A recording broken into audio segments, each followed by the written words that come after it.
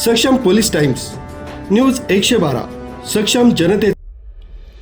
नाशिक शहरात महिला आणि मुलींच्या सुरक्षिततेचा प्रश्न पुन्हा एकदा ऐरणीवर आलाय। शहरातील द्वारका परिसरातील पखाल रोड येथील एका नामांकित खाजगी कोचिंग क्लासेसमध्ये अल्पवयीन विद्यार्थिनीवर अत्याचार झाल्याची धक्कादायक घटना समोर आली।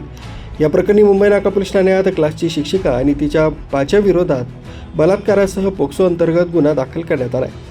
पीडित अल्पवयीन मुलगी द्वारका परिसरातील एका खाजगी क्लासेसमध्ये शिक्षणासाठी जात होती। तिथे शिक्षिकेच्या मदतीने तिच्या भाच्यानं विद्यार्थिनीशी गैरवर्तन करत लैंगिक अत्याचार केल्याचा आरोप आहे। या प्रकारामुळे पीडित मुलगी मानसिक धक्क्यात होती।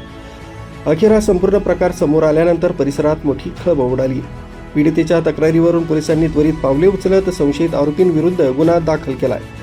या शिक्षिकेचाही समावेश असल्यानं पालकांमध्ये संतापाची लाट उसळली। या प्रकरणाचा अधिक तपास मुंबई नाका पोलीस करत असून शिक्षिकेला आणि तिच्या भाच्याला कठोर शिक्षा करण्याची मागणी नागरिकांकडून होत आहे। नाशिकमध्ये गेल्या काही दिवसांपासून गुन्हेगारीच्या घटनांमध्ये वाढ झाली। आता थेट क्लासेसमध्येच अशा प्रकारचं कृत्य घडल्यानं आपल्या पाल्यांना क्लासला पाठवायचं की नाही असा प्रश्न पालकांसमोर उभा ठाकला। न्यूज ब्युरो, सक्षम पोलीस टाइम्स, न्यूज 112, नाशिक।